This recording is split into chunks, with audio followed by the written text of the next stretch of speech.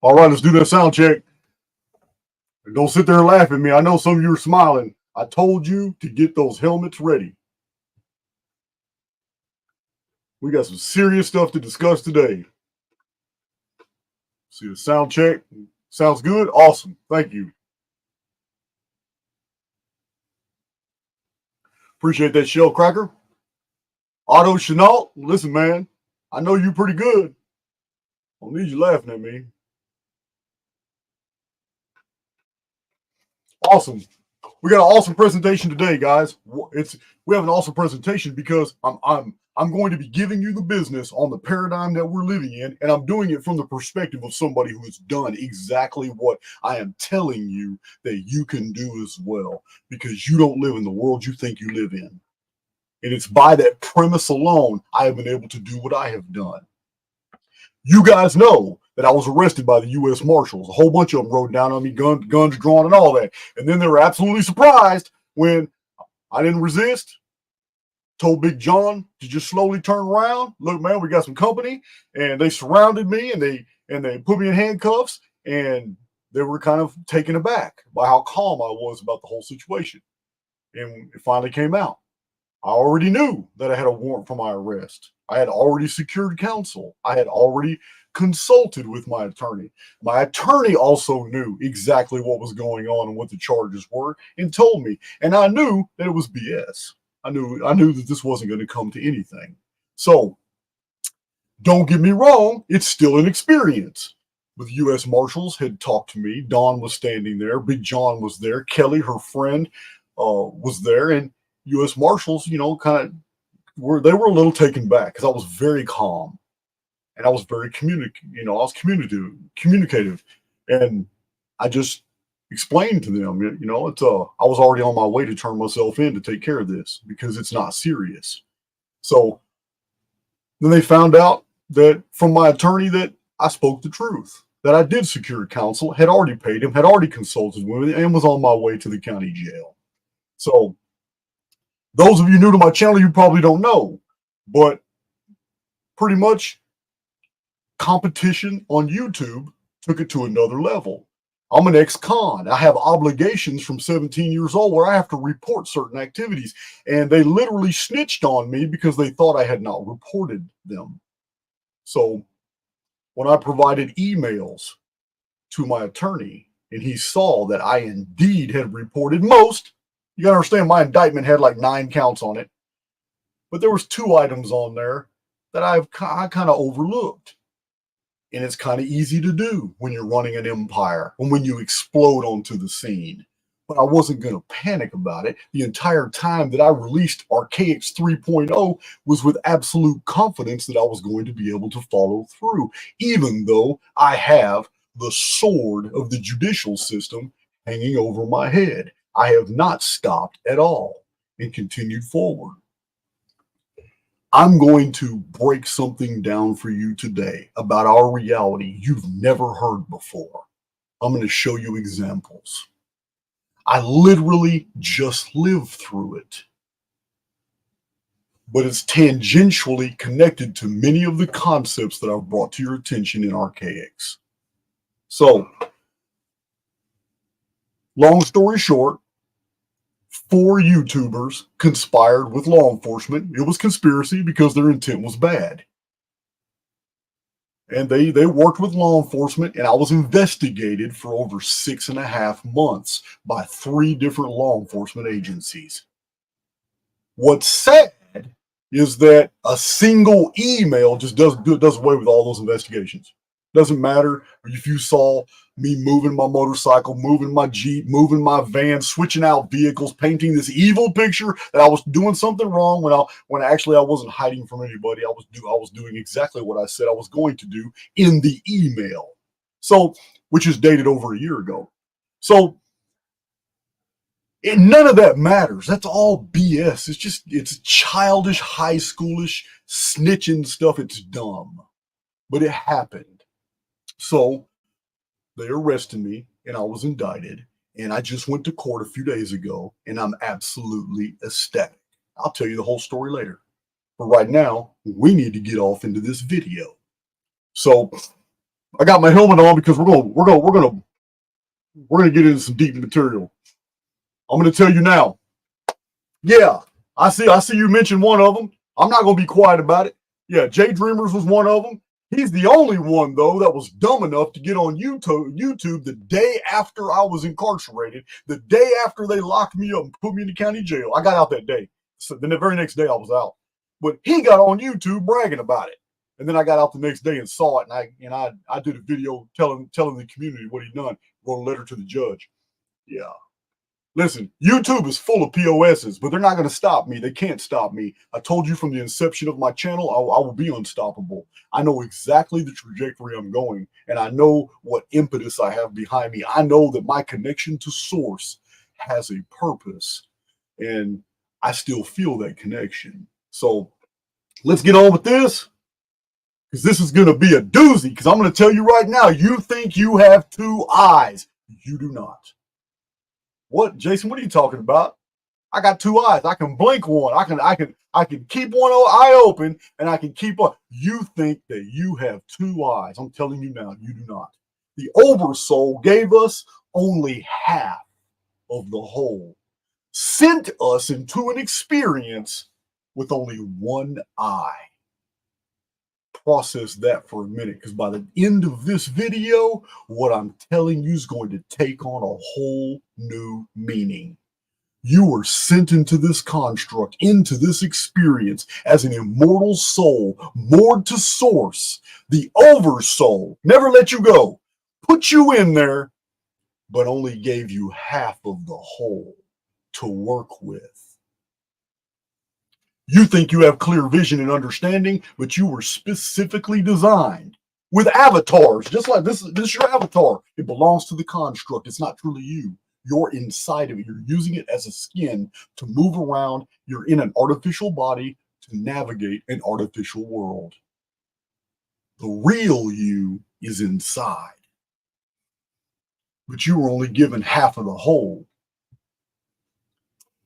As long as you are in this experience, you'll never be able to experience also the other side at the exact same time. This is going to get deep. You're going to love this presentation. I promise you, I'm not going to get metaphysical. I'm not going to get all mystical on you. I'm coming to you with hardcore scientific facts showing you that you're an immortal being having a mathematical experience. This is what's going on. But you are only given half of the arithmetic. And understanding that one thing, which you're going to, after I itemize all this material, is going to open your eyes up to what's truly going on. You're going to understand the life-death cycle. You're going to understand the pattern break, which is called sleep and awake. Everything is in this ebb and flow. It's all here. The entire construct is modeled off polarity. Every bit of this is here, and it is intrinsically connected to the diurnal system. Something so simple as day and night is the modus operandi of the entire program substrate that you call reality. It's all here. We're about to get into it. That's my intro, guys. That's my intro. Let me drink this water. This is gonna be deep. Most of my videos come by way of inspiration. They're just not planned. I don't have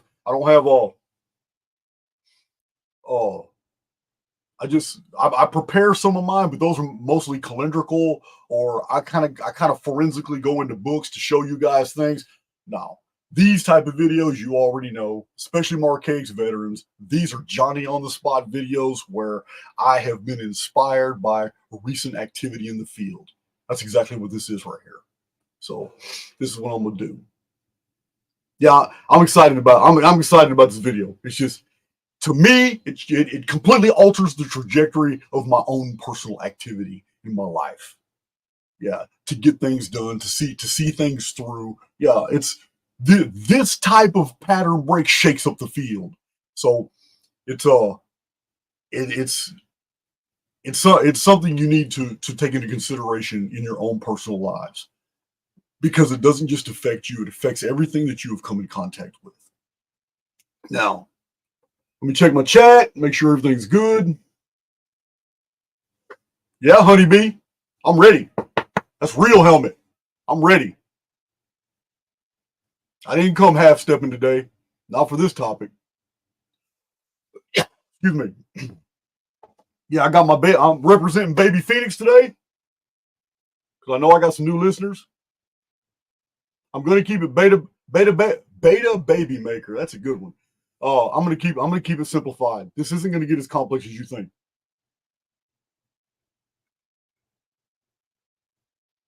All right. All right, let me get the intro out of the field here. Remove that from studio.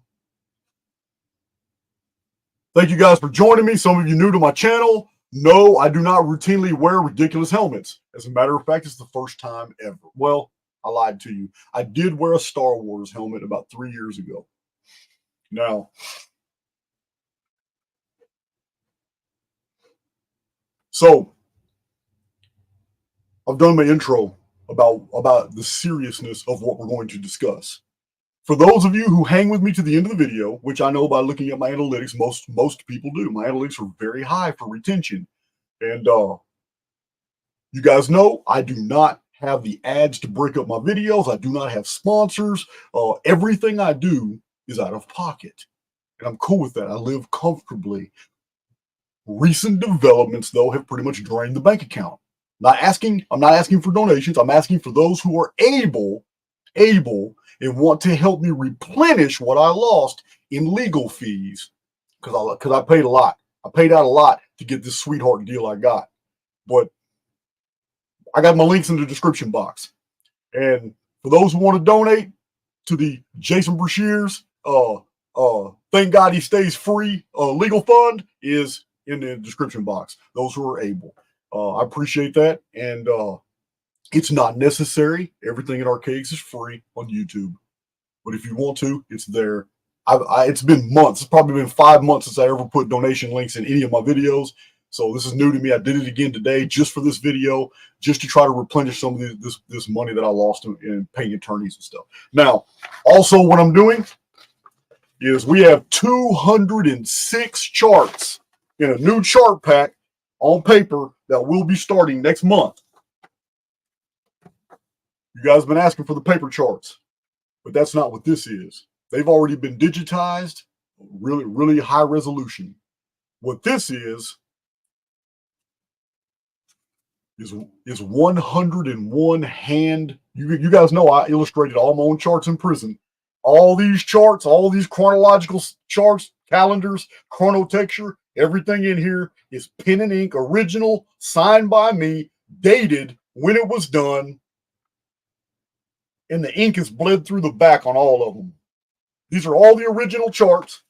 This too is, I decided to go ahead and come up off these. These are absolutely originals, and these are for those who want to go through my pictures. My pictures have all been posted everywhere, all over my website, all kinds of places.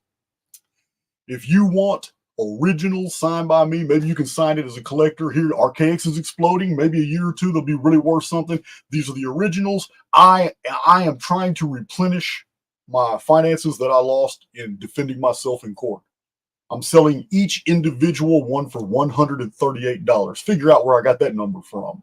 For those who are collectors and those who want to support Archaix, this is what this stack is for. I'm not trying to keep it anymore because I now have digitized copies that are high resolution, and we're going to be selling those packs as well.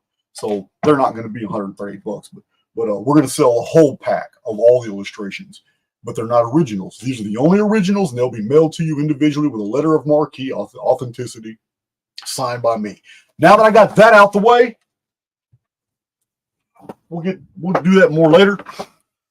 We need to get into this video because the diurnal system of day and night is exactly what I've told you is how I decoded almost all the ancient calendars of the world and showed that they were all part of one system. I have charts that I have published in my published books and on YouTube where I'm showing you guys that the majority of the ancient calendars from the 3rd millennium BC all started within a 21-year period. How is that possible? How is it that 58 centuries in the past, all these famous popular calendars just happen to all start? the Mayan calendar, the Olmec calendar, the Temple of the Cross calendar, the Yuga system 3103 BC calendar. Oh, all of them lined up perfectly with the 108th year of the life of Enoch. 21-year period has the begin dates of all these ancient calendrical systems. And what's another common denominator? The Mayan long count system is predicated on the number 144 and 360. Well, so are all the yugas. Every single yuga is divisible by 144 and 360. That's not a coincidence. Even the Sumerian epics are all divisible by 360 and 72, which is half of 144. Over and over, we find this system in the ancient world, that all these calendars were actually all just different fragments of a previously unified system. They're all post-reset, ex post facto constructions by survivors who were trying to put back the histories and calendars of a world they had lost. That world was measured from evening, according to Genesis, from evening to morning was the first day. From evening to morning was the second day. The stellar system, the stars rotating one time around Alpha Draconis, is the star system. The ancients knew that the moon and the sun were not accurate for calendrics. They chose the turnings of the sky. The diurnal system of day and night was the chief mode of measuring to our earliest civilizations. Now I'm finding that there's another reason, not just for calendrical synthesis. It seems that the background programming to our entire construct is based on this protocol of day and night. This turning of the sky. You guys know I'm a simulationist. I do not believe that the world we're on is turning. I believe that we're living on a flat plane, computerized flat plane, a digital universe that we are jacked into by virtue of the central nervous system, which is a series of filters that keeps out the white light. Remember, when you die, all you see is this white light. Yeah, it's because you have no more filters to process out data. You're still conscious. So when you die, you're not really dead. All you are is divorcing from your avatar. Separated from the avatar, everything is white. This is what you get with information overload. So there's no true death because an opposite to God does not exist. That is Helen Vandeman over 100 years ago. Day and night is this system protocol operative throughout the construct. It's these opposites that actually give us something to measure. It's like the construct is based off the tangible and the intangible. How do we identify those within the frames of reference we have by virtue of the central nervous system? Tangible and intangible. Stone and air. Rock and wind. Things that are tangible, touchable, and things that exist. We know they exist, but you cannot touch them. These polarities exist within the programming. Ebb and flow.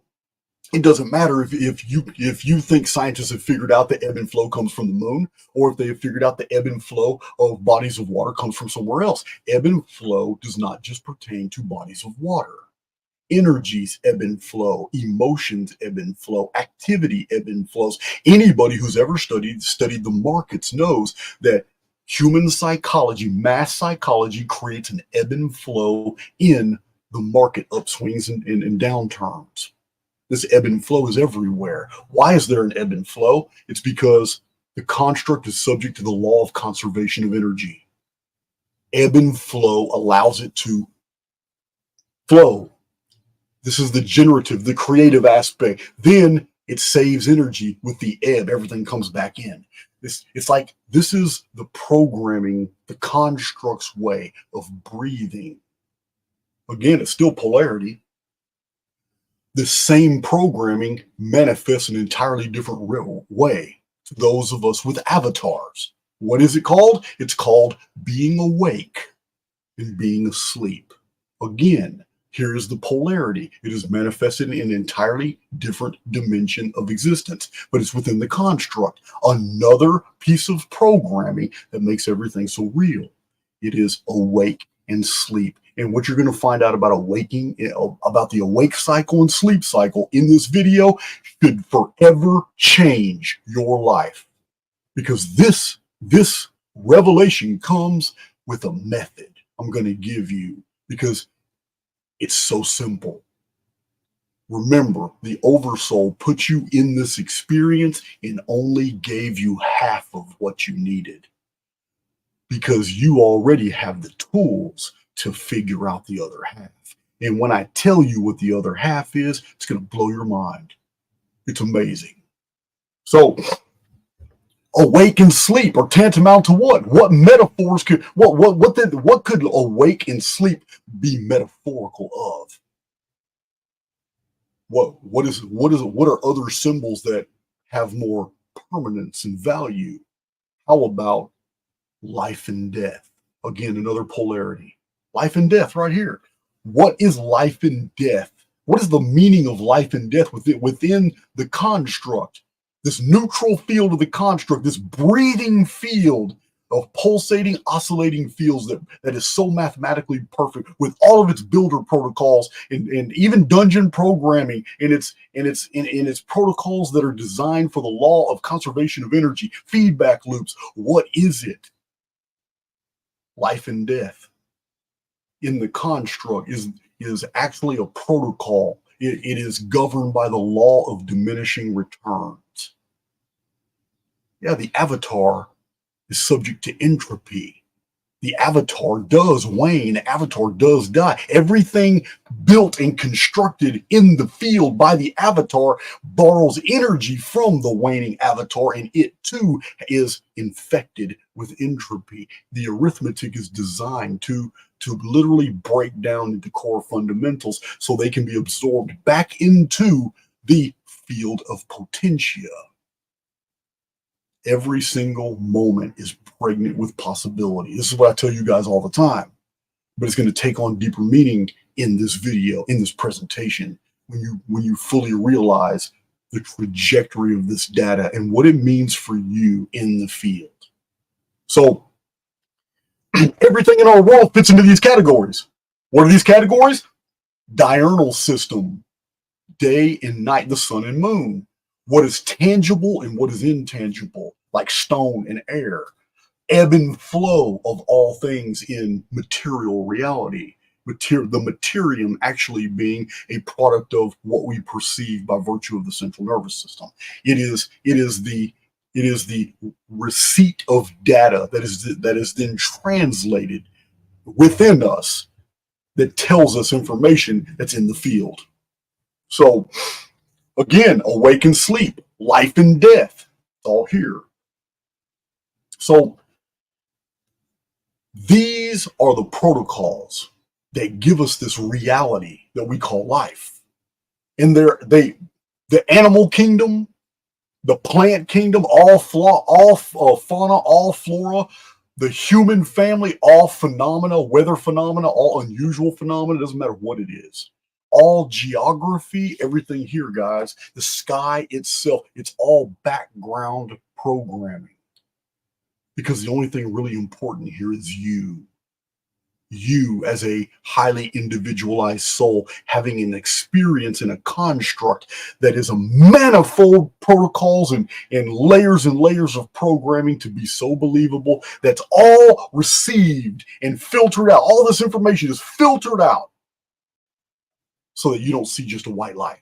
It's just totally filtered out so that you can process information sequentially and you can experience things in a trajectory we call a reality tunnel. A reality tunnel is pure coding. It is pure coding. It contains every single thing you've ever come in contact with, every trajectory you could have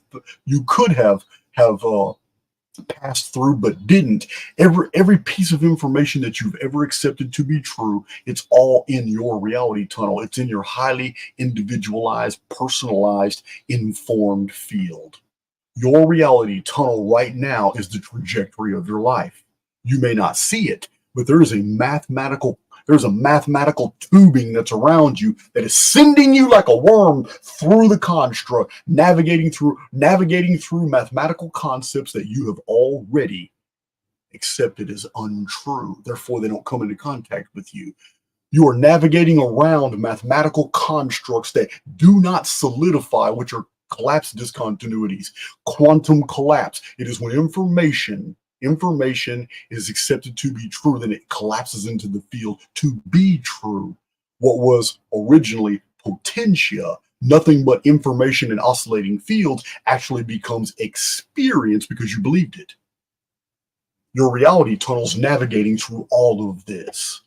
Your reality tunnel can be shared with others. They coalesce, they transect, they borrow and exchange information from each other. And reality tunnels that are shared by many, many, many souls are called dungeon programming, because those create feedback loops that help the construct in what it's doing in the law of conservation of energy, because feedback loops begin to borrow energy from the occupants of that dungeon program.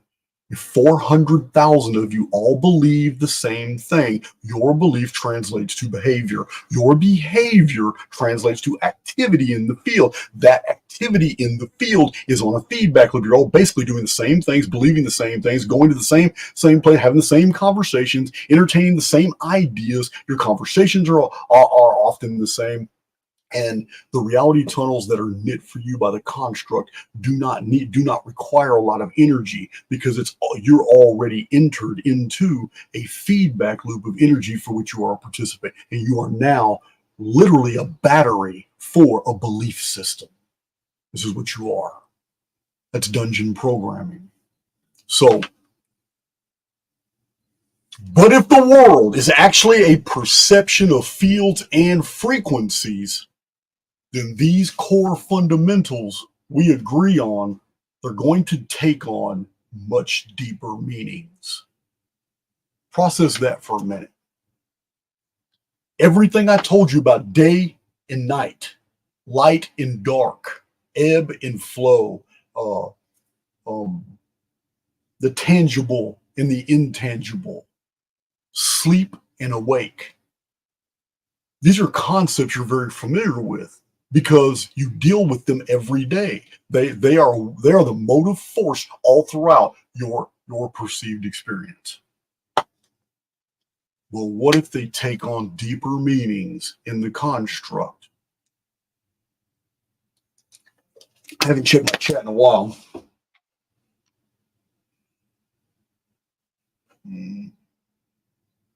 Inhale, exhale. That's another good one. I appreciate that. That's another good one.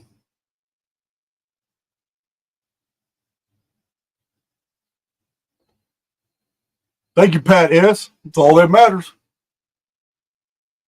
Sean Kinsey, I haven't had a chance to really look at my chat.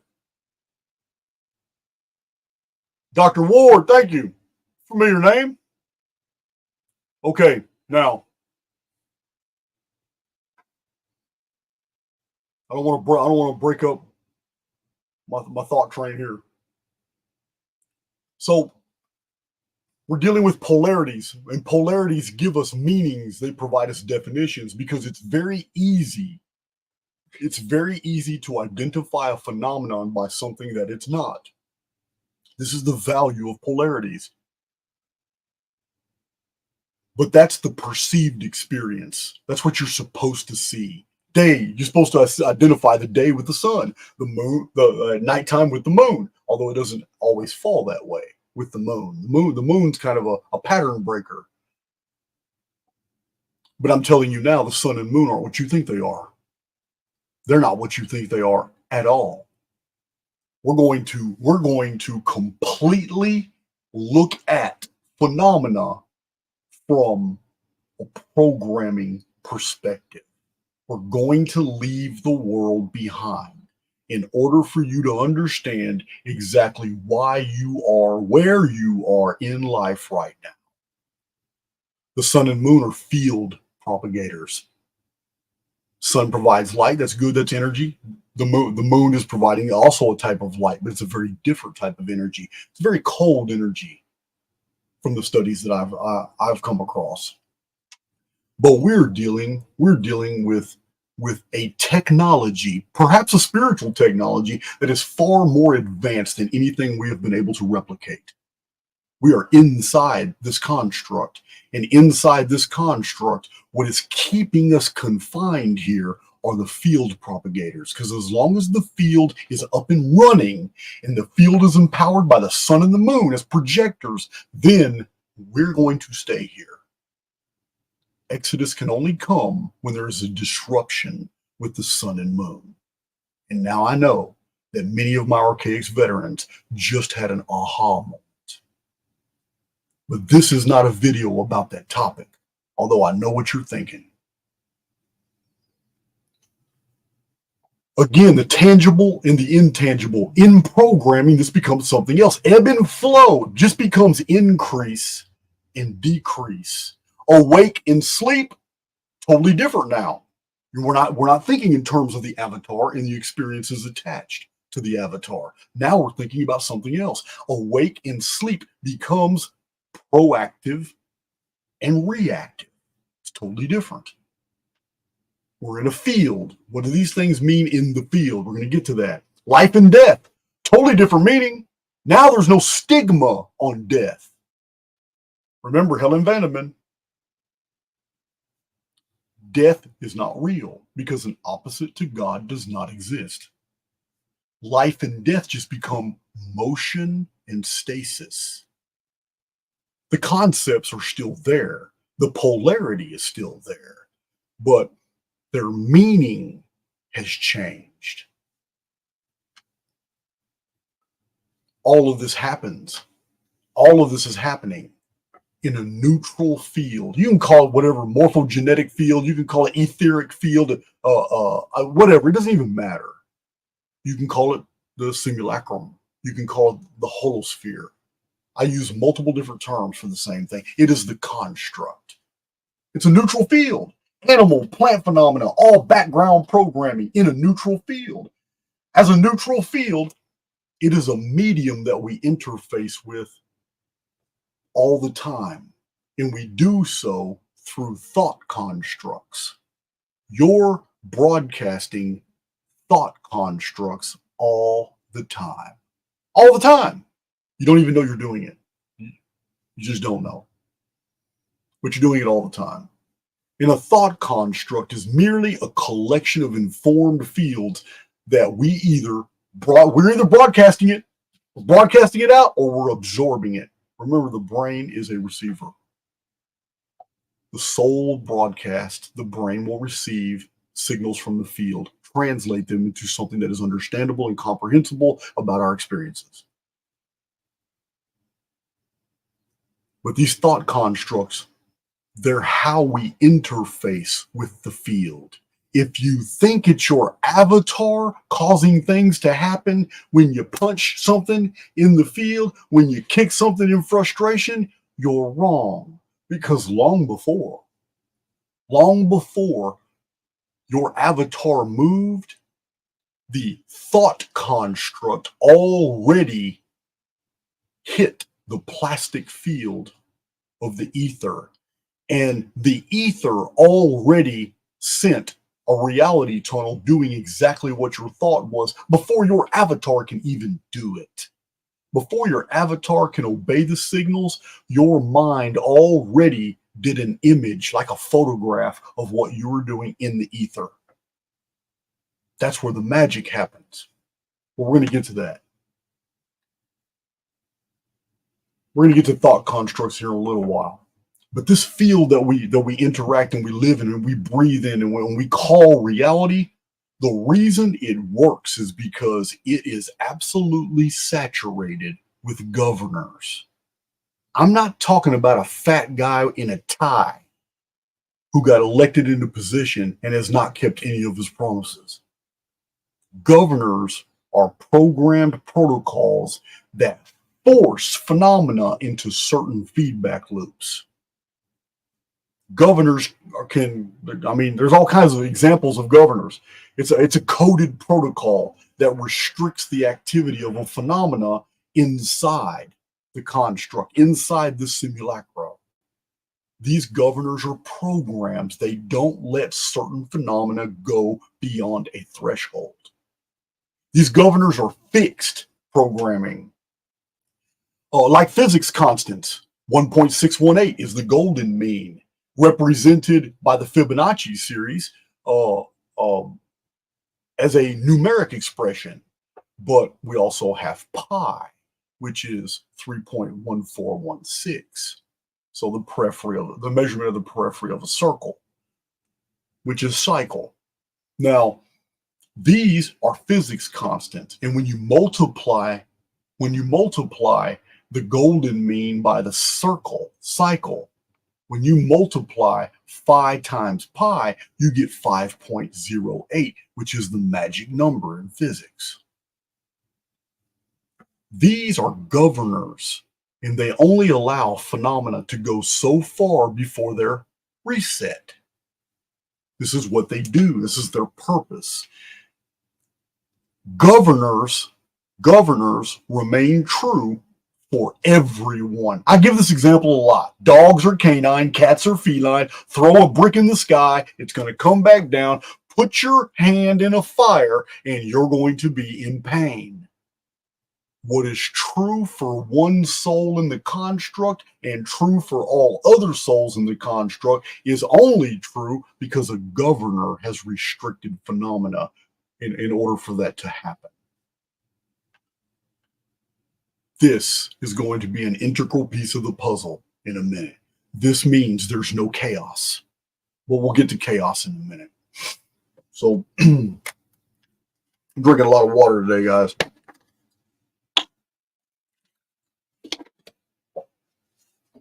Everything we perceive in this experience, everything we call life, it doesn't matter if you go to 7-Eleven, get out of your car, walk through the parking lot, come across a stray cat. It does not matter what goes on. Every single thing that you come into contact with has an informed field.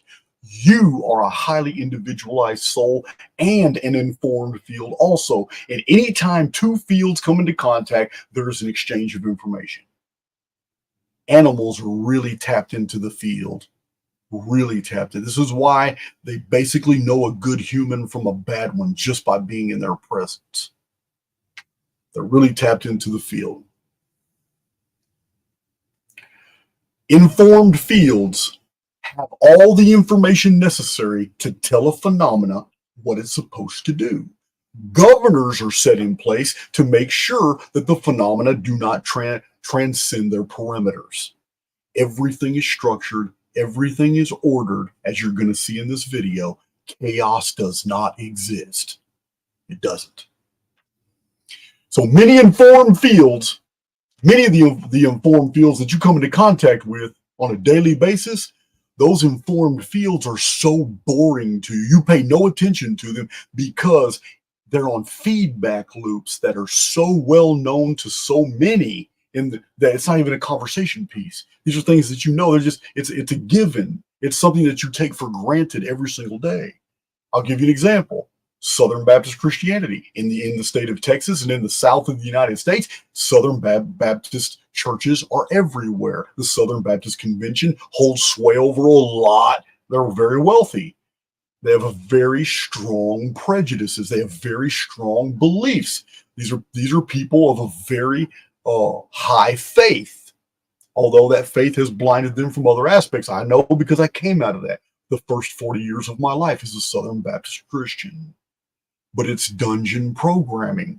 It's a feedback loop. Why is it a feedback loop? Because our entire existence is programming. We're an informed field. When 250,000 informed fields are all doing the exact same thing at the exact same time, they have all entered a feedback loop. It doesn't matter that there's 400 members of this church, because at the exact same time, 80 members of this church, 43 members of this church, 2,720 members of this church are all at the exact same time singing hymns, praying, listening to a pastor, filling up offering plates, and they all visit the same geographical locations in the construct. This is translated as coordinates. They are at the exact same coordinates at very predictable times on a fixed timeline. It becomes dungeon programming. This is why people who hang together and start adopting the same traits, habits, and beliefs and idiosyncrasies as each other all start thinking alike. And independent imaginative thought is actually frowned upon within their circles. It's so easy to see dungeon programming, but the construct encourages dungeon programming because it is a way for the law of conservation of energy. A feedback loop is empowered by its participants. Remember, I tell you all the time, guys, we hear bad things on the news. You hear about the elections. They give us two terrible people to vote for. And most people are stuck in a paradigm where they have to choose the lesser of two evils. You don't have to. You do not have to participate. Do not lend your energy into a captured operation. Politics is a captured operation. There are no good guys in politics anymore.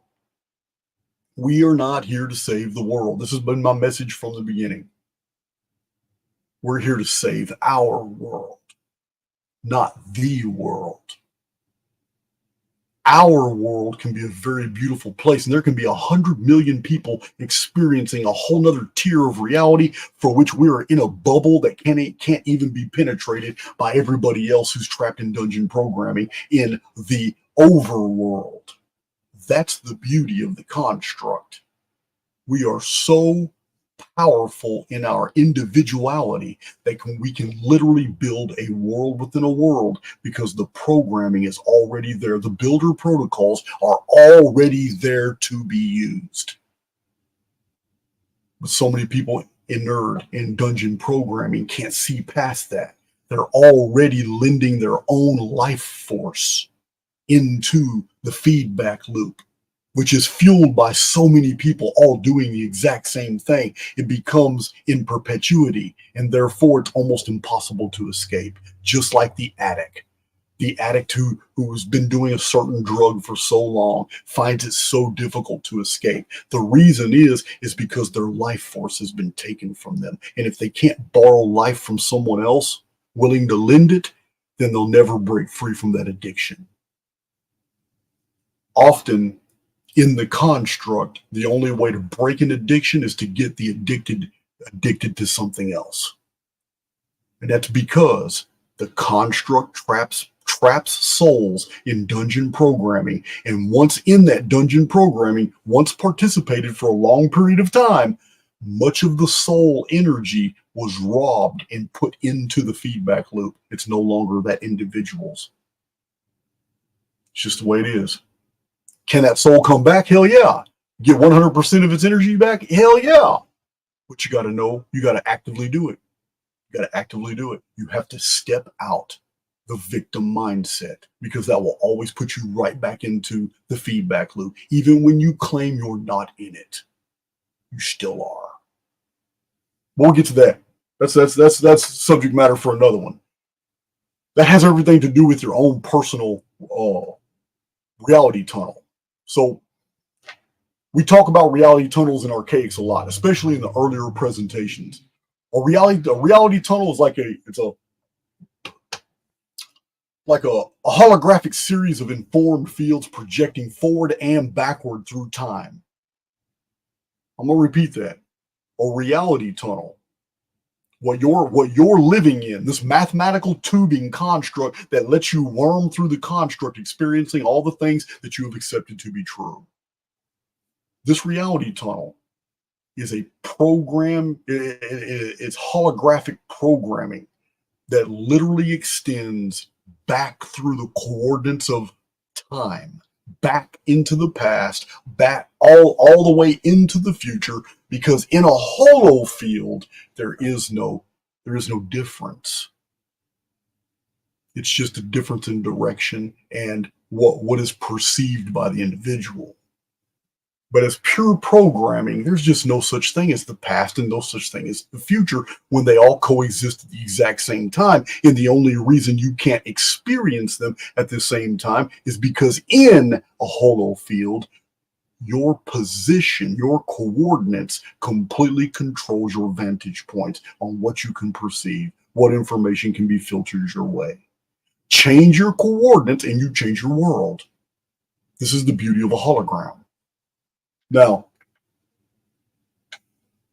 This information that you're flowing through, this reality tunnel that you're flowing through, is made up of pure potentia. This is a physics term.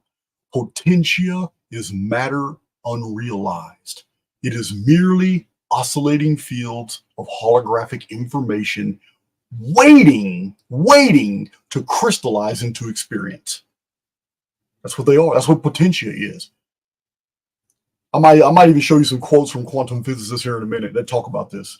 But this is what potentia is. You're surrounded by it every single day that you wake. Remember, key here, you're awake. Because we're going to get into the sleep-wake cycle here in a minute. I'm going to blow your mind. Because you haven't heard this before. When you are awake, though, we'll get to that. But when you are awake, you are saturated in a field of pure potentia. The potentia is a neutral field. It is neutralized because you haven't done anything with it. If you're in stasis, it's because the potentia has no reason whatsoever to crystallize into experience. You're wanting to experience this. You're doing it, but there's something you're doing. There's an energy that you are emitting into the field that literally turns off all the potentia. And none of the potentia crystallize into the thing that you want to experience. Has nothing to do with the field hating on you. Has nothing to do with that at all. Has everything to do with your informed field and what coding that you have accepted to be true about your life and your experiences. Because when you accept a different conclusion, the coding that makes up your informed field will reflect that. When you truly believe that you deserve something, then the holographic information that makes up your informed field will begin to reflect that. That reflection imprints the ether. The ether then builds molds of new reality tunnels to make that happen. And then 5 minutes later, when you begin to doubt, that etheric mold dissipates into what? More oscillating fields of pure potentia. You literally created what you wanted and then destroyed it just as fast.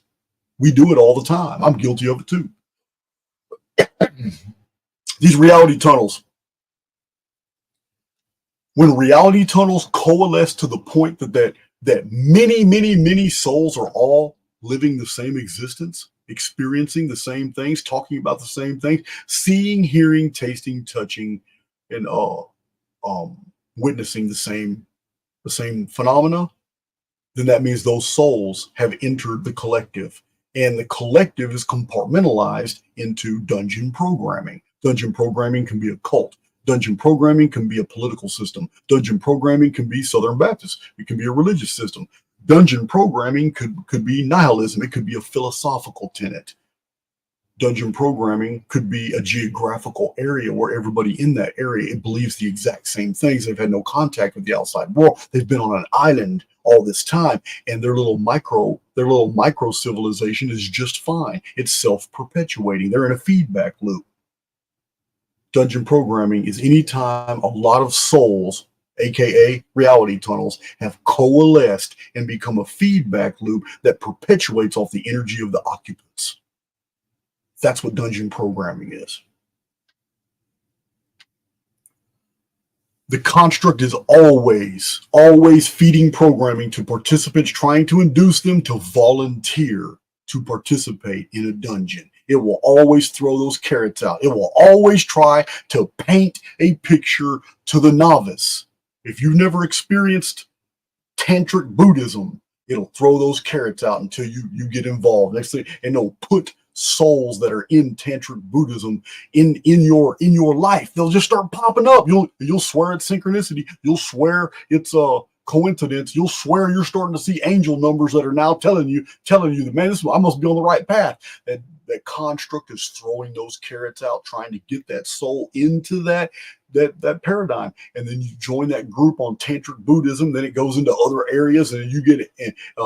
You fall in love with some of that. Then you really like the personalities involved in that. Then 6 weeks down the road, you have literally divorced yourself from other hobbies, interests, activities, and you are fully immersed in this new new little culture. I'm not saying it's bad. I'm saying that it's dungeon programming. You have fallen for an experience that in the construct allows the construct itself to siphon your spiritual energy away so it can be used to fuel the feedback loop. What you do with your life is your business. There are many things to be interested in, but anything we obsess over is dungeon programming. Be a Greek, everything in moderation. There's been 2 or 3 of my videos in the past where I took off and never looked back at my chat. And I felt bad because my audio hadn't been working for a long time and I was just running my mouth.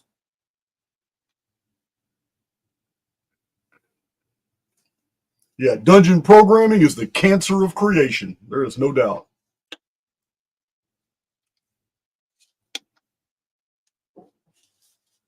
All right. Thank you, moderators. I knew it was going to be kind of busy today. I haven't even dropped this bomb yet, so we're getting there.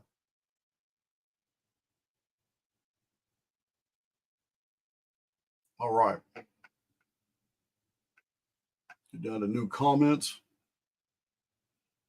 My audio's still good. Thank you, Jonathan. Sherman, Mr. Sherman. You've been around Pop and Sons too? Oh, Pop, you already got a wrench. Jonathan, you've been around a while. Let's see here. I may give out some more wrenches.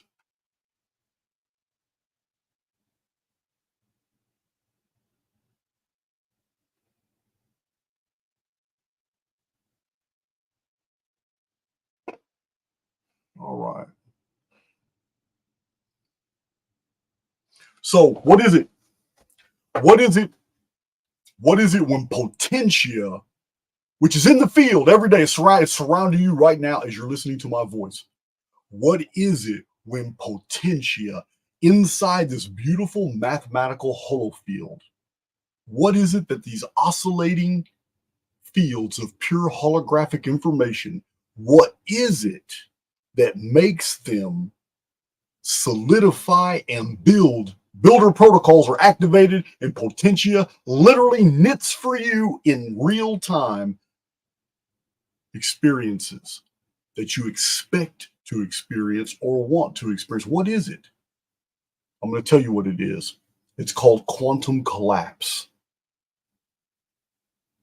All Potentia lies in the field, but once Potentia receives its instructions by expectation, like if you expect to have a bad day, you're going to have a bad day. You literally just informed all the Potentia accessible to your reality tunnel to go negative and create circumstances that are going to make your day worse.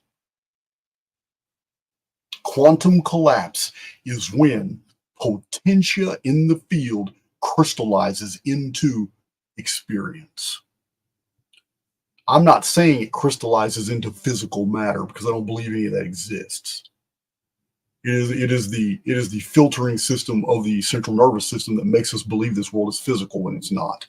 Everything is oscillating fields at different distances from each other in a hollow field. It's all information, and it's very easy to fool us. Remember, I gave you a clue at the beginning of this video. We were sent into this experience, and we were only giving half of the whole. You think you have 2 eyes. You do not. You'll understand in a minute. So quantum collapse it's a scientific descriptor. It's nothing I made up, but it's basically the absorption of informed fields, which are nothing but holographic coding, into the simulacrum's builder protocols, which begin programming the imagined template into experience. What is a template? A template is a thought construct that has been put out there and accepted by the ether. The ether is this plastic medium that is actually movable by thought. The ether is what sends the signals to the individual oscillating fields of holographic potentia and tells them what to build. It's that easy. This is why all the time we call things into existence and then we're amazed and we go, man, I just said that. How many times have you done that in your life? Something bad happened to you. You said, man, I just said that. And it happened. Happens all the time.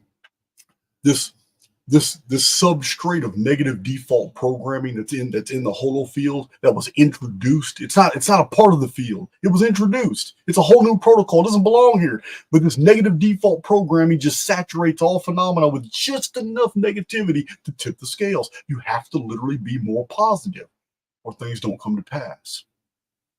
It's there. It's a finite amount, but it's enough to make things go negative instead of positive when left alone.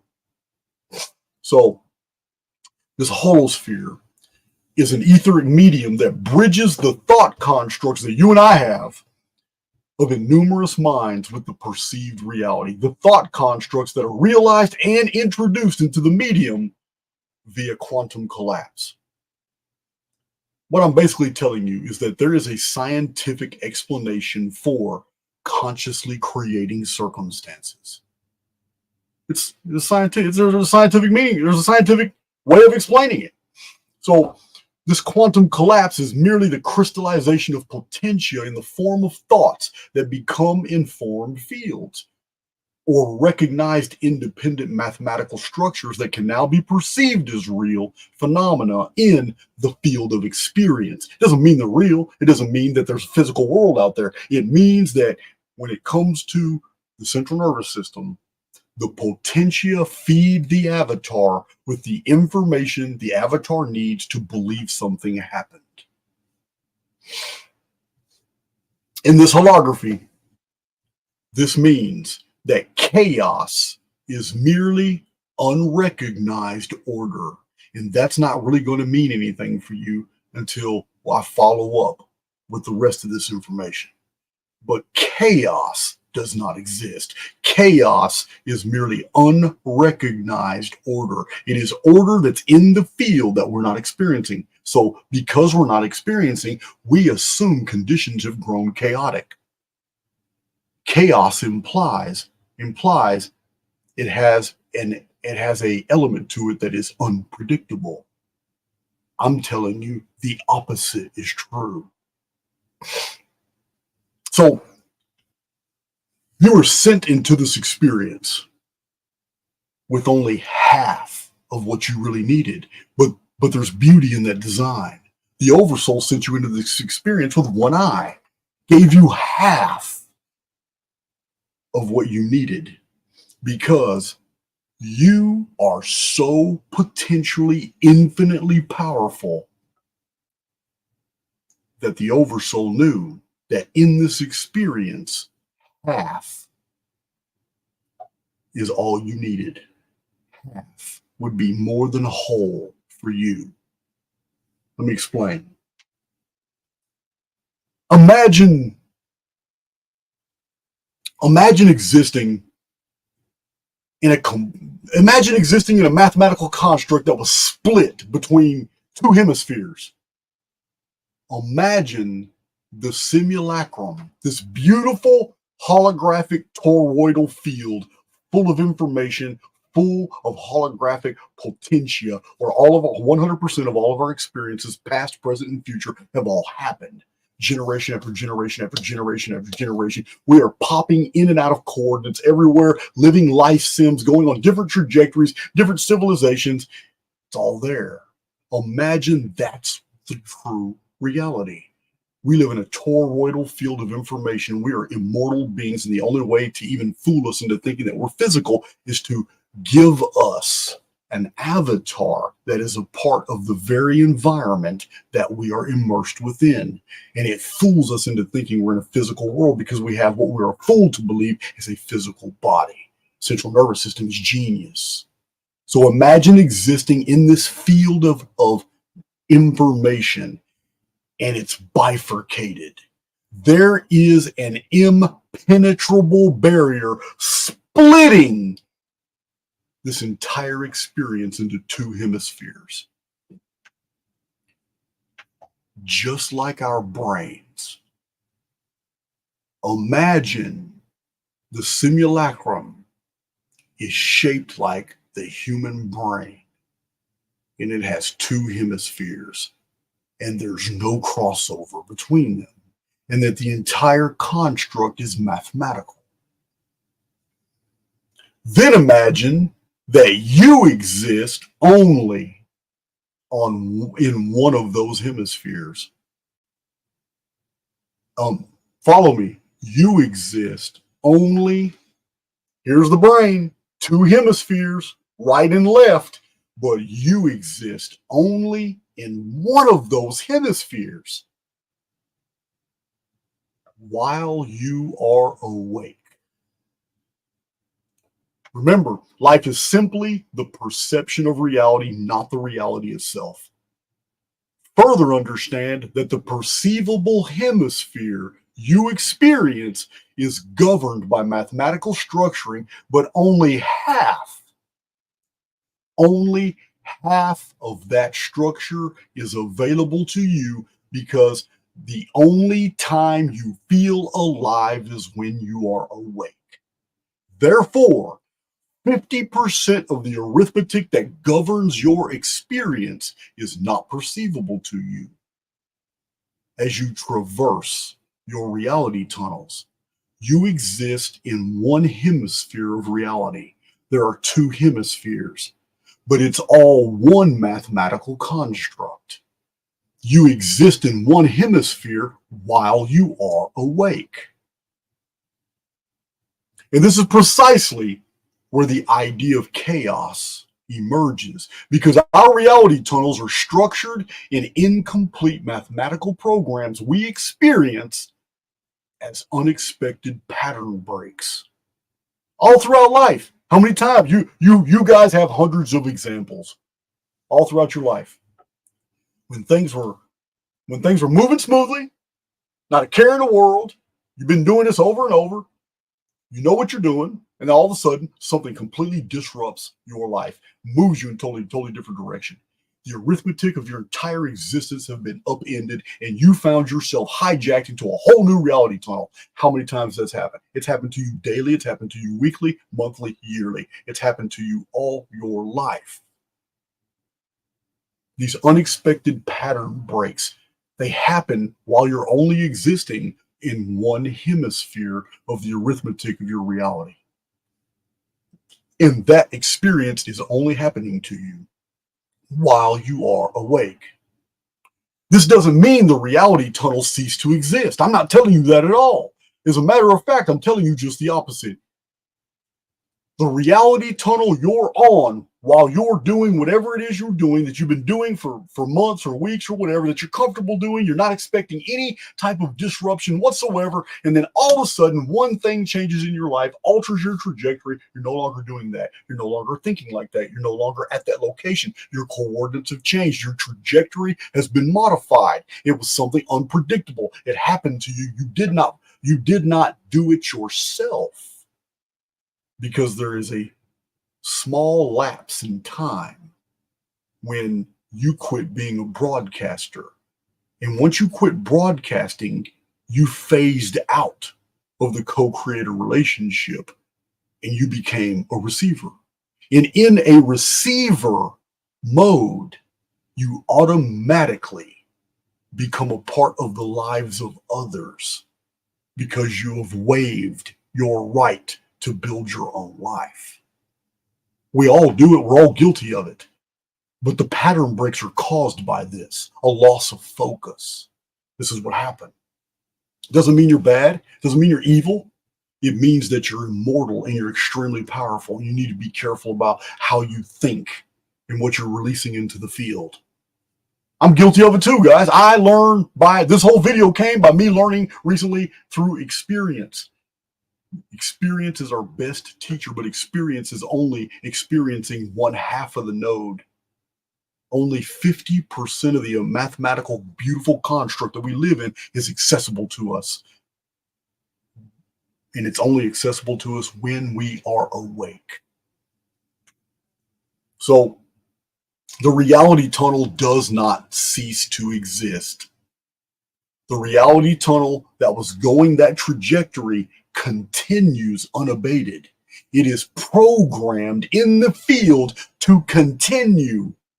It's there. It's already been created by you. It continues on, but you don't experience it anymore. You've been taken into another reality tunnel, meaning your soul is now imprisoned within a different aspect of the mathematical construct.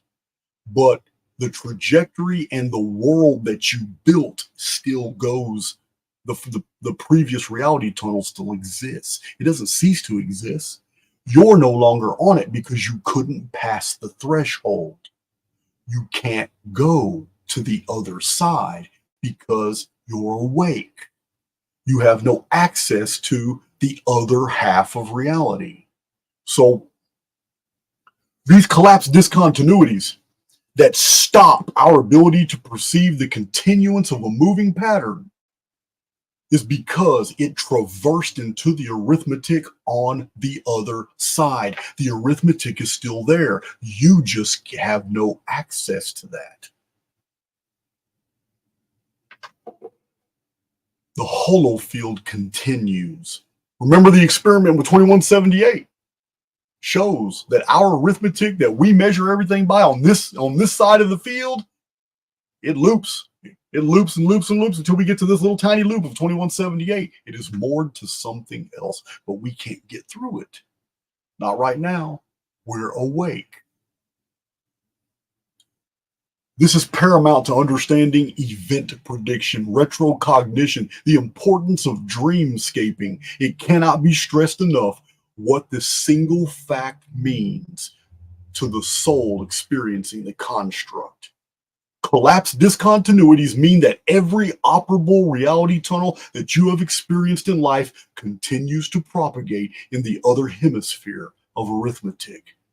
That the field beyond your perception still continues your ideas, your intents, your fears, your rewards, your work, your expectations. They don't cease to exist just because you're not experiencing them anymore. They've already been knit into the fabric of reality. They've merely transcended your ability to follow them in the other hemisphere of arithmetic. They're on the other side. So, yeah, these intense fears, work, all that, this chaos is merely the cessation. Well, actually, it's not chaos. I'm sorry. The perceived chaos is merely the cessation of perceiving patterning that actually continues in the hollow field beyond your present awareness. It's really that simple. Chaos doesn't exist. It's our inability to perceive where the arithmetic goes, where the events, the potential, where does it all go? Because it doesn't cease to exist. The central nervous system has us experiencing only half of the operable arithmetic in the field while we are awake. But when we succumb to REM sleep, we are now disengaged from the restrictive avatar and totally immerse into the field on the other side. So when you awaken, you do so only in the perceivable field and are disconnected from you're totally disconnected from the other hemisphere because you've been journeying through an entirely different aspect of the mathematical construct and you can't remember any of it. And when you're dreaming, you don't remember anything on this side either. But there's still an exchange of information. There are still souls that can pick up information in the dreamscape and bring it back into cognition in the awakened field. So this entirely new way of looking at it It goes way beyond the bicameral mind. But let me show you let me share my screen to show you real quick this some interesting quotes. I have 3 quotes. I need to show you real quick. And check my chat again. I'm way behind on comments.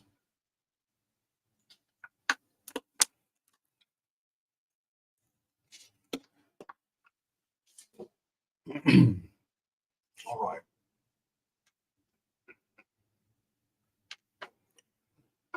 So let's get to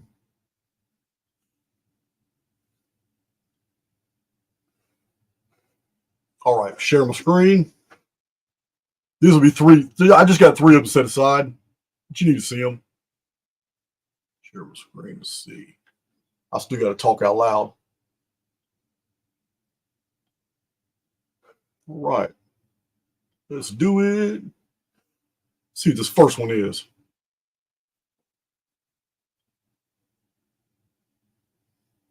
Okay.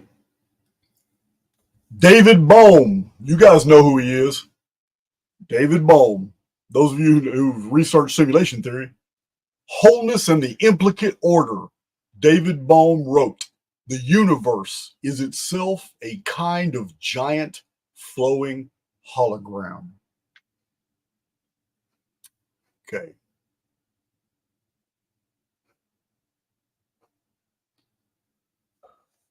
One of my favorites is Irvin Laszlo. I've read all these guys' books. Irvin Laszlo.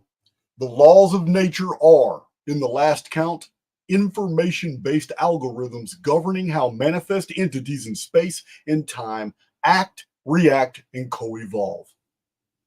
I'm only showing you guys because I know my Archaix veterans they already know that most of this stuff is already acknowledged in the scientific fields. But those new to my channel, you think that I make these things up and I just have a high octane imagination. No, there is absolute foundational information on these concepts.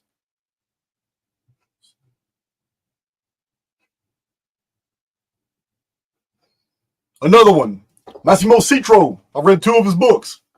So in The Basic Code in the Universe, Massimo Citro wrote that reality is the result of coding from the other side of perceived reality.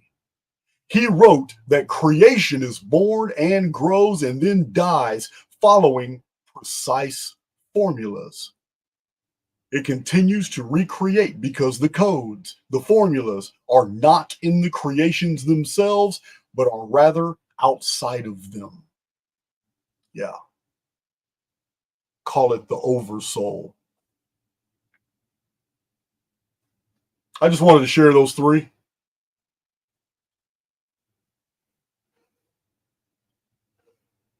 And now let's get back to our regularly scheduled program. Stop sharing. All right. So this took me 1 hour and 16 minutes to get to this point. And the point is now that I've laid all this out, now that you understand that all potential lies in the field and that Potentia is everywhere and it can be activated at any given time, we still have to go by the governors. The chief governor that we need to understand and take into consideration anytime we want to build our own reality is the diurnal system of day and night. That system, that program, I don't give a damn if you're a flat earther. I don't care if you're a simulationist. I don't care if you believe in the heliocentric model. None of that matters. What does matter is that when it comes to generative, creative acts of individual souls, it doesn't look like we have the power in the awake session to build our reality and expect a change on the same cycle. Process that. I've seen no evidence that we are able to create a reality the same day that we expect to live that reality, because we've only tapped in to 50% of the mathematical construct. The awake time is when we broadcast thought constructs. The awake time, these thought constructs build what we want to experience. The etheric field accepts these as impressions and builds them into molds. The intensity of the thought and the intent behind it adds details to the mold because the ether is highly plastic. It's very receptive. All the potentia in the field that's around the informed field of the thinker begins to crystallize into that new, adding new material into new coding into the reality tunnel. But that reality tunnel cannot be changed on the awake cycle. The magic happens on the other side. We must descend into REM sleep. Not only to give the avatar energy and restore whatever hormones and nutrients and re-up the avatar, not only for that. There's a deeper reason. In order to build our reality, you can't build with one arm. You can't see with one eye. You can't do anything halfway. Our existence requires us to traverse the unknown. We literally die every single night when we go to sleep in REM sleep. We traverse the other side, and it's in the other side that we either continue to build the reality tunnel or we nix it and experience nothing but a reactive lifestyle because we're not proactive at all. What this means to me is that it's very important. I know there's some gurus out there and some authors that have put out some really good material on this, and I have to agree with them now. It seems to me that the greatest thing you can do if you're trying to change the trajectory of your life is assume as true exactly what it is that you want to come to pass and act accordingly, because this all imprints the field. But the most important aspect is to have it on your mind right before you go to sleep, because that's going to affect the ether. It's going to affect the field, because right before you go to sleep, that's the gateway to a whole nother dimension of arithmetic that you do not have access to while you're awake. It's the other half. So that's just what that tells me. The diurnal system is integral. It's absolutely important. We can't omit it. You can't omit it at all. It has to be taken into consideration. So yeah, let me see here.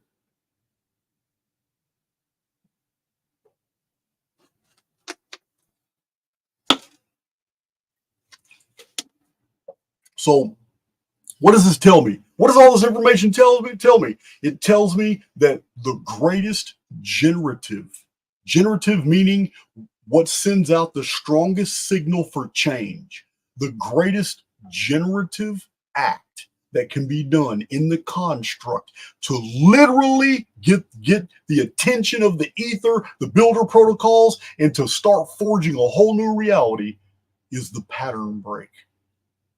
The pattern break is it. If you're living a reactive lifestyle, listen to me. If you're living a reactive, if you're just being the reactive soul and you're just receiving and you're not broadcasting, then you're living in the lives of others. You are literally traversing other people's reality tunnels. And anything can happen. Your life can go in any different direction. All kinds of things can get upended for you.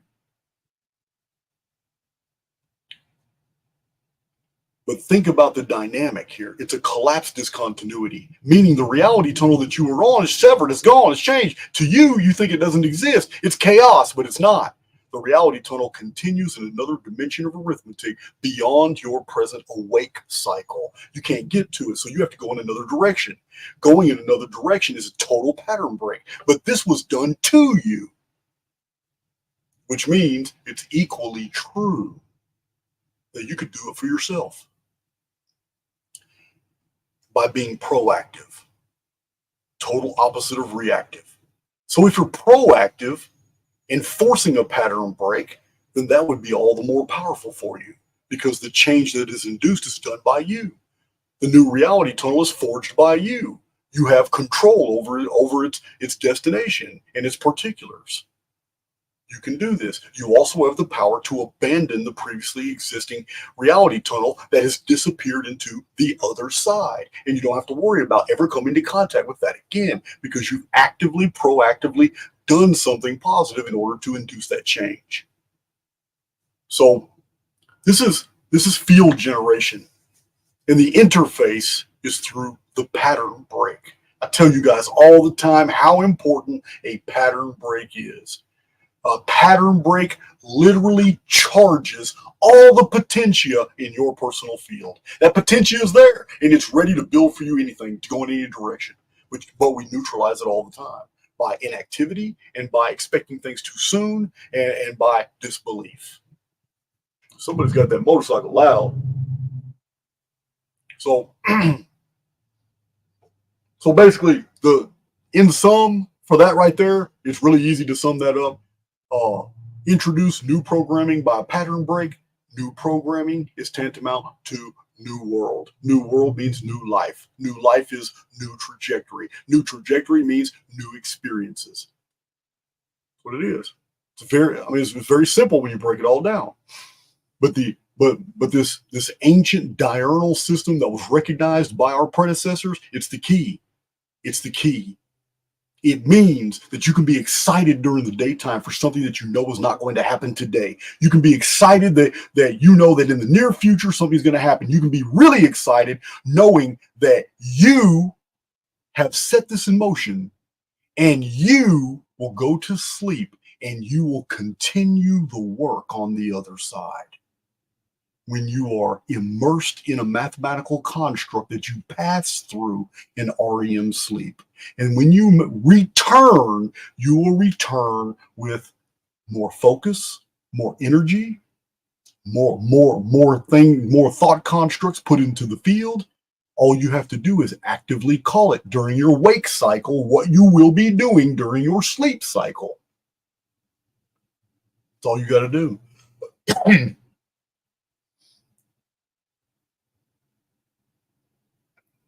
So the REM state is literally the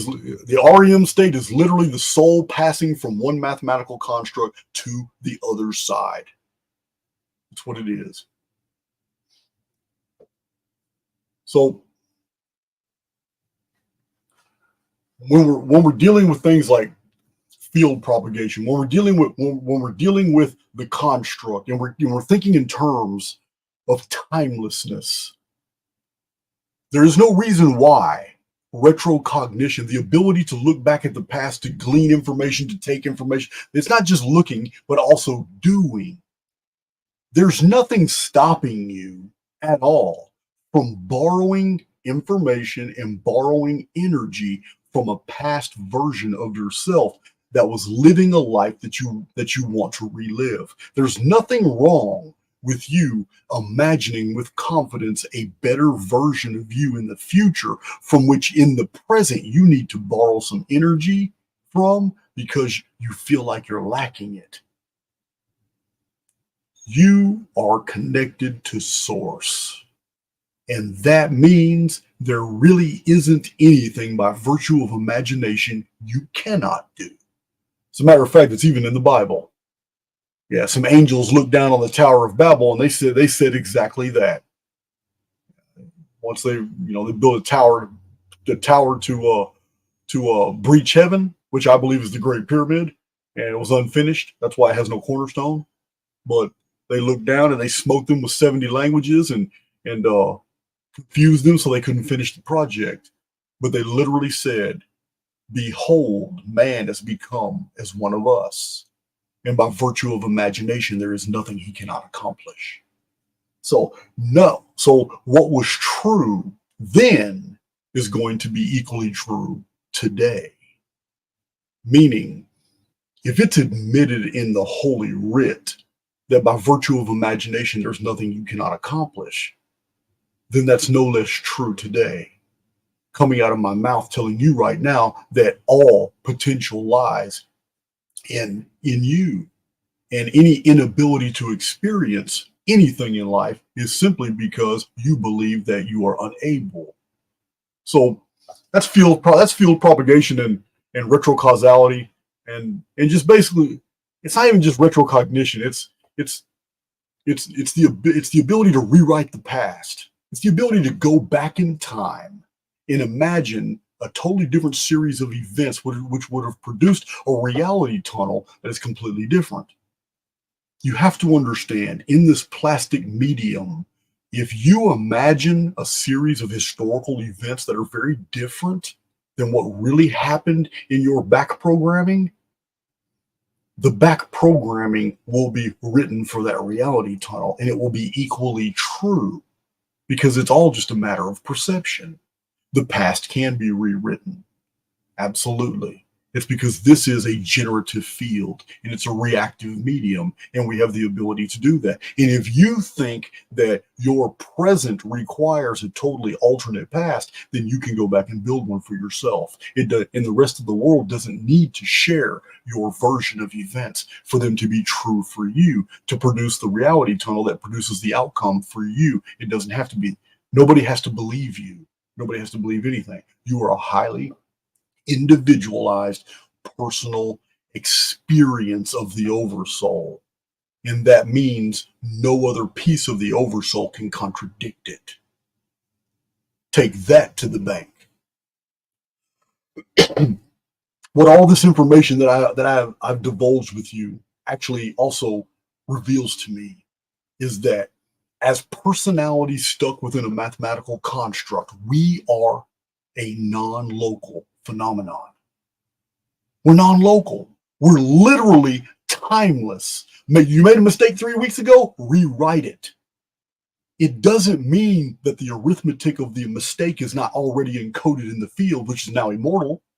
It means that you can overwrite past programming to produce a variant effect in the future. You can do it. Anybody can do it. We do it all the time. Some people do it because they're just purely stubborn. They say, man, I don't believe that. I don't care if I messed up like that. I don't believe I'm going to suffer any of these consequences. People do it all the time. And the field respects it. Happens all the time. So you have to take into consideration that the power that is innate in you is a borrowed power. It's because of your connection to source.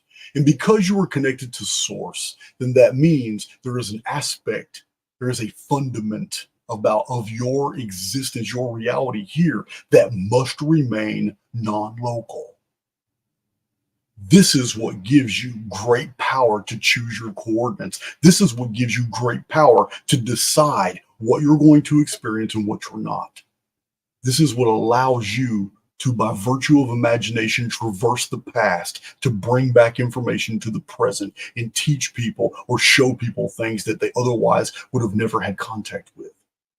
This non-local aspect allows you to pull information from the field that you can't store in your brain. It allows you to have this eidetic memory to do the things that you need to do when you need to do them. And yet when you're not doing those things, you have absolutely no traits that are unusual or different than your fellow men. The non-local aspect of your personality in reality is what makes you godlike in the field. It's a borrowed power. You're connected to source. And when that's fully a part of your understanding, and you totally disassociate all these ideas of polarity, like male and female, and you understand your presence here is as a soul, a child of the Most High God, that is when you're going to move the field.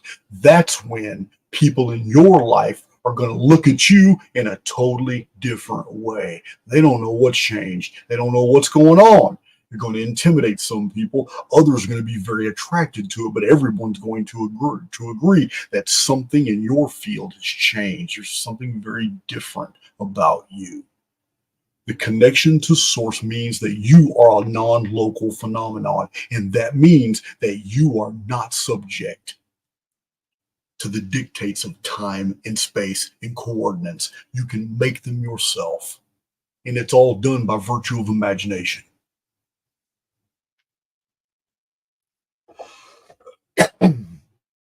Let's see.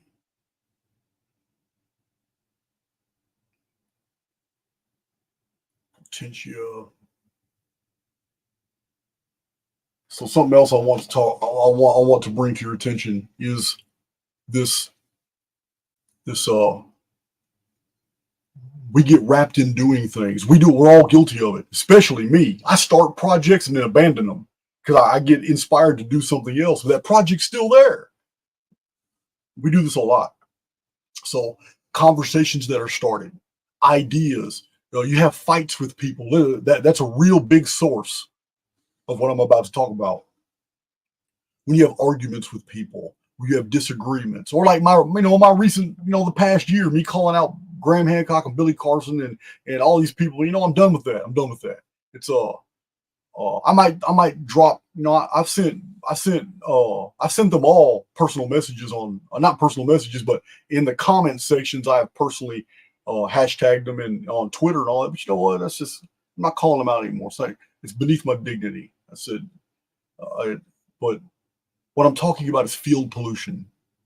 Yes, you can corrupt the arithmetic. This is the reason why the field goes through periodic resets. It uses the sun and moon dynamic to do it. The field propagators are used to induce these resets. So field pollution is when you have literally done many things and just they're unfinished. And it's this arithmetic that attaches to you and it draws other things to you in your life that are also unfinished and unresolved.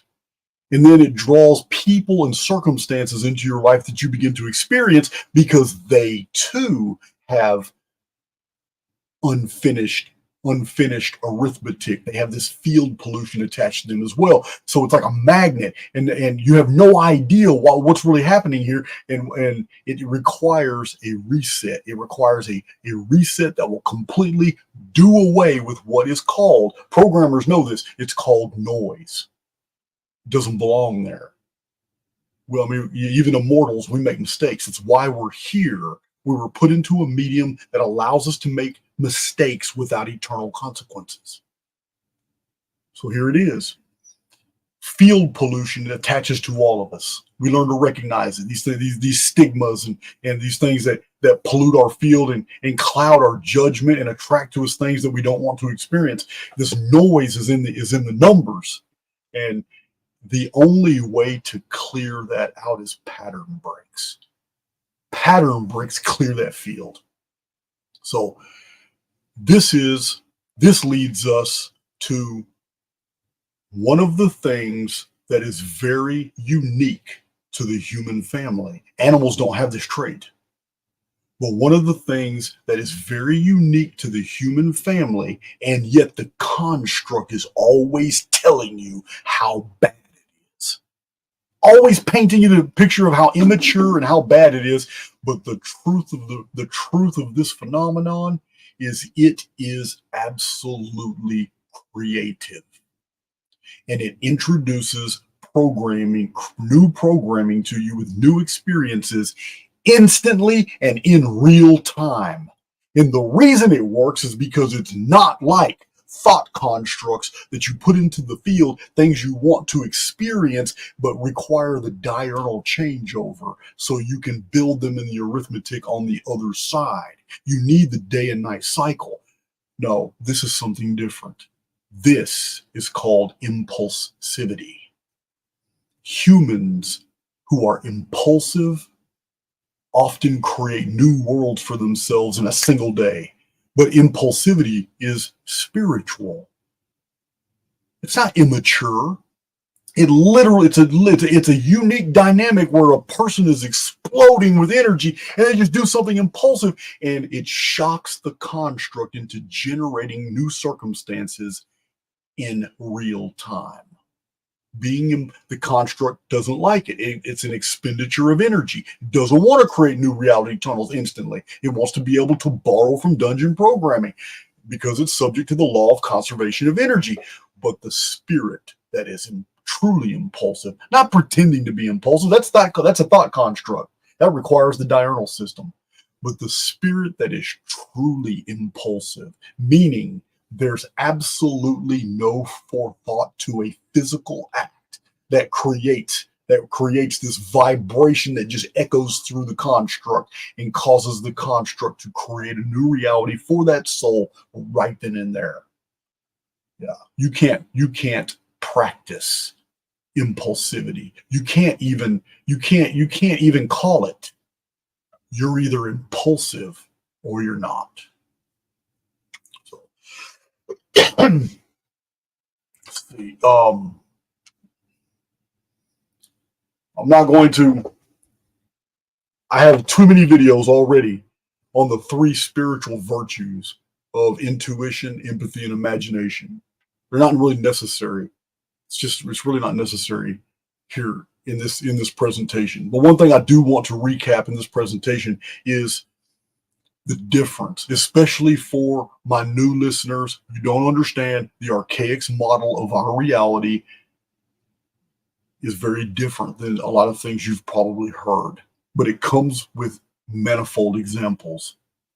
I'm telling you now that you are living in 2 simultaneous existing realities. You are coexisting in 2 different universes at the exact same time.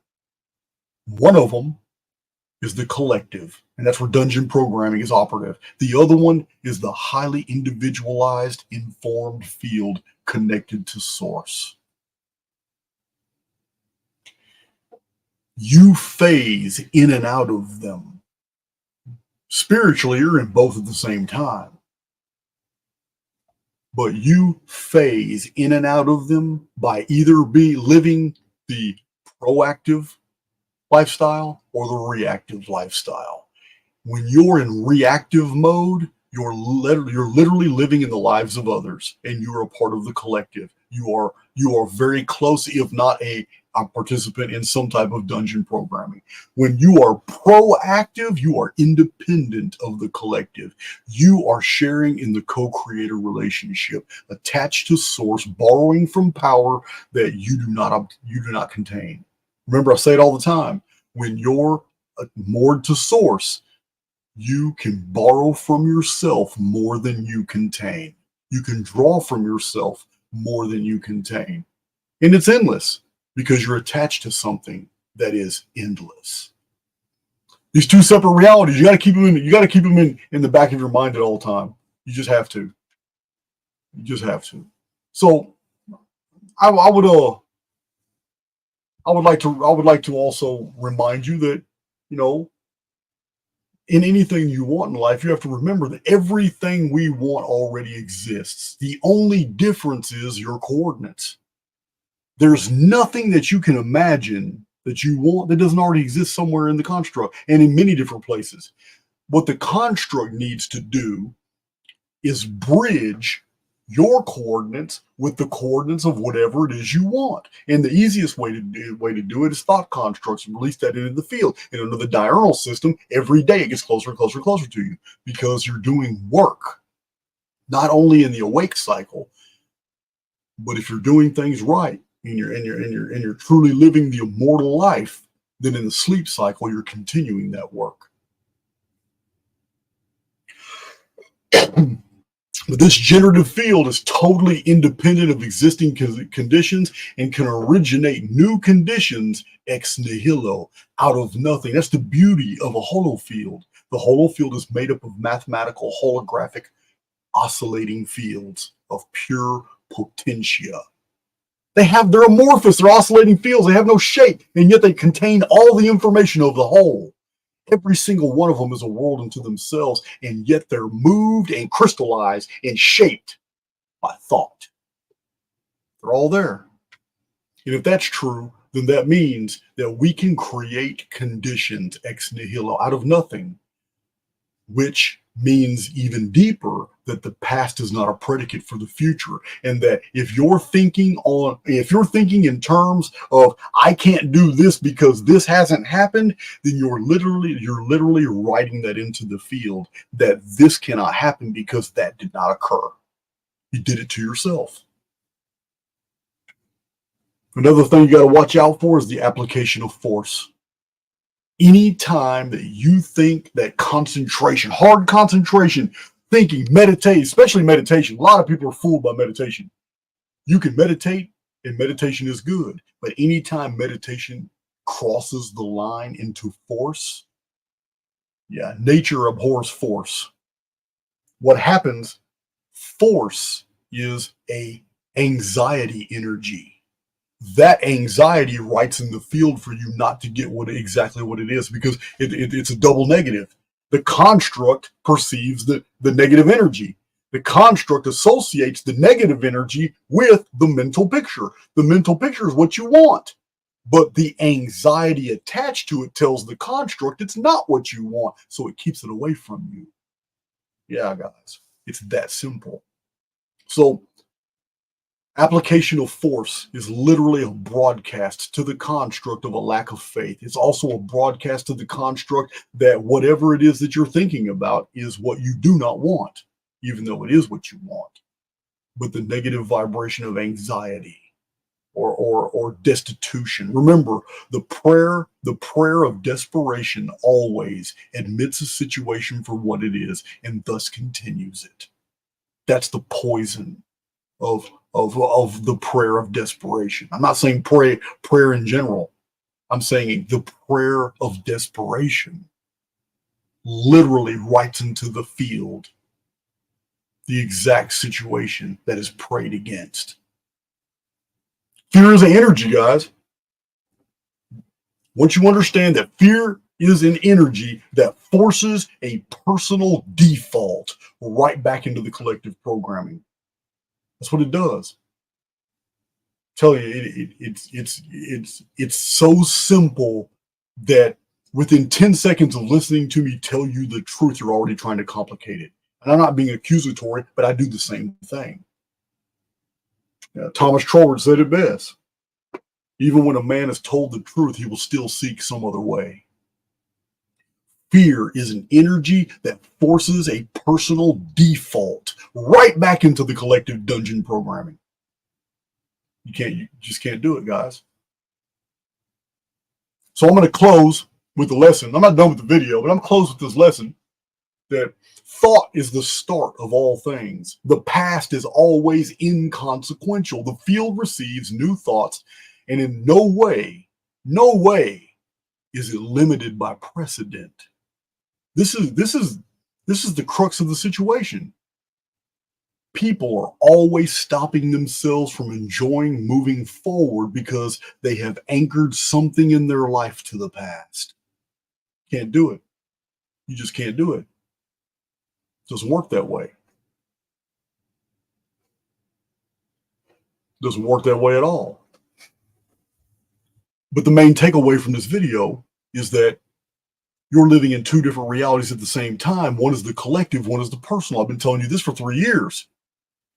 But even deeper so, you're only experiencing, and you only have access to the builder protocols. You only have access to the pure potentia. You only have access to the etheric field in one half of the construct. And that half of the construct is during the awake cycle.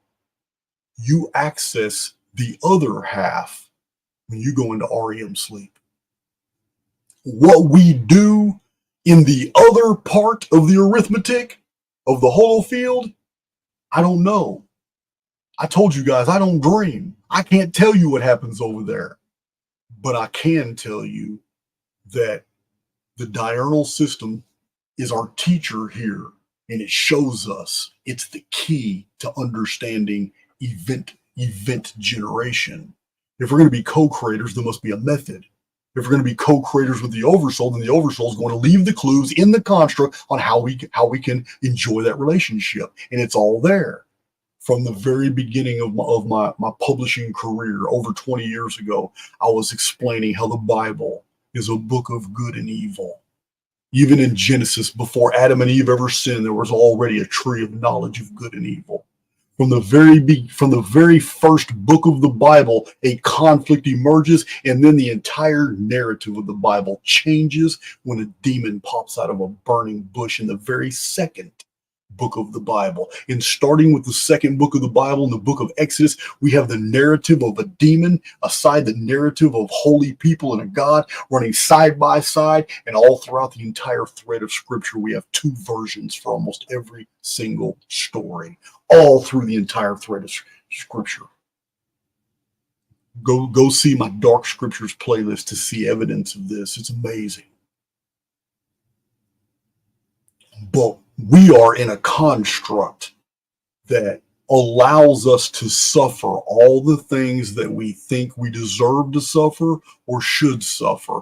But equally so, the same construct is also almost like the playground of immortals, where immortal beings can come in here and enjoy a life and build for themselves a world for themselves and the ones they love, and those in their immediate environs, that is insulated and almost completely protected against and invisible to the overworld, full of dungeon programming protocols and cataclysm protocols and all these reset protocols and this negative default programming that runs through the substrate of the entire holo field. Yeah, that's who we are. We're existing while we're awake in only one half of the magic. The rest of the magic in event generation is done on the other side. That's my presentation, guys. That's what I wanted to bring to your attention. And I did it under 2 hours. Wow. I'm getting good at this. But yeah, that's man, I've been going through these. I hope some of you take me up on this. I'm gonna sell them $138 a piece. Original pen and ink illustrations. All these illustrations are in my published books. Some of them extremely detailed. All original pen and ink. All the charts that you've come familiar with, they're in here, but there's only one of each because these are originals. All the ink is bled through the other side. You can see. Anybody who holds any of these pages will know. You can see it's all. These are actual illustrations. All originals, only one of each, and that's all. That's what I'm going to do. I literally emptied my bank account recently, and I'm cool with it though. I'm cool with it, and I'll tell you the whole story a little later. I just don't want to contaminate this video with some BS. But yeah. If you want to help me on replenishing all the money I lost fighting my case, my links are down in the description box, and I really appreciate it. And for those of you who can't, listen, man, your good intent sent my way is just good enough. Hitting that like button is just good enough. Sharing my channel with souls out there who need to hear this type of material, that's even better. Because in this construct, I'm going to always have what I need when I need it. I'm never going to be without. And I've always said that on my channel as well. This is what I truly believe. It doesn't matter how dark it gets. There's always a light. I'm a silver liner. There's always a light at the end of the tunnel, and there's always a silver lining in a cloud somewhere in the sky. I'm never going to grow dark about all these things. But I'm human. I'm gonna trip. I'm gonna fall. I'm gonna get mad. I'm a road rager. But other than that, I'm just a good old boy into Central East Texas, and I'm really in love with my community, and I do everything for my community, and I try to provide all this content because I feel the reciprocation. I feel it in the emails. I feel it in the personal messages on Twitter. I feel it when you guys reach out to me with genuine appreciation for information that you've come with, man. I feel that, and my soul resonates with that, and that's really all the reward I will ever need. And I appreciate you guys. But I'm gonna go ahead and check out because I got Mexican food on my mind, maybe a taco or a burrito or something. Trying to eat a little bit lighter. But I really hope you guys take from this, process this information. It is dynamic. It's transformative. It's very transformative. Got to understand, don't get discouraged when things don't change the same day that you want them to change. The diurnal system was set in place for a reason. Our ancients knew about it. They modified their entire world, cosmologies and calendrical systems based off the system. And now I understand why. I get it. I get it. And I hope you get it too. Let me hit that outro. I'll see you guys in Virginia Beach. I probably got 1 or 2 more videos before. Yeah, I got 2 more videos of me before Virginia Beach. But for those of you coming to Virginia Beach, these are the things we're going to be talking about, but at a much deeper and personal level, applying them to your individual lives as you share those details with me. Yeah, it's a totally different type of presentation. Hope you guys like my hat and my baby Phoenix. But my email also. My email, I'll put it in the description box. But if you are interested in framing one, or you want to collect 2 or 3 of them, yeah, holler at me. I'll put my email in the description box, and you can use the payment options, and you can just screenshot that you did it and your address, and we'll just take care of things like that. You can contact Dawn, however you want to do it. But yeah, it's just, I feel that there's a lot of people who would really appreciate to have these originals, and it's a way of recuperating my losses. Love you guys. Let me find this outro. Maybe I should. I got so many. I'll just do the regular one.